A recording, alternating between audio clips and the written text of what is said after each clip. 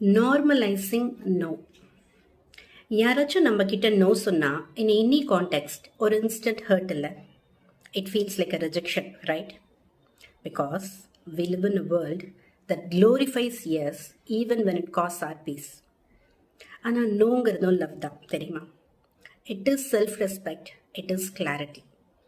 நிறைய பேர் அவங்களோட லவ்ட் ஒன்ஸை ஹர்ட் பண்ணிடக்கூடாது அப்படிங்கிறதுக்காகவே நோ சொல்ல முடியாமல் முழிப்பாங்க. ஆனால் அதுதான் ஆக்சுவலி ரெண்டு பேருக்குமே problem. Because it conveys mixed signals and gives hope. So let's normalize saying no.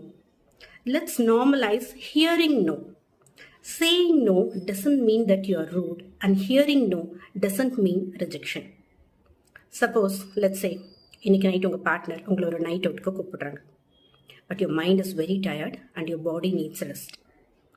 எங்கே நோ முடியாதுன்னு சொன்னால் அவங்க ஹர்ட் ஆவாங்க, சண்டை போடுவாங்க, தப்பாக நினைப்பாங்க அப்படின்லாம் நினச்சி instead of pushing yourself just say it out honestly. இல்லை, இன்னைக்கு என்னால் முடியல.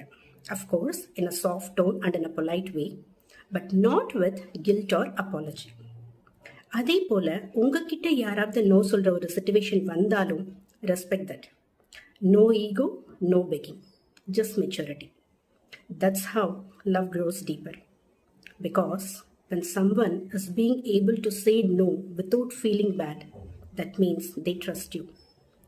அவங்க they are feeling safe enough to be honest with you.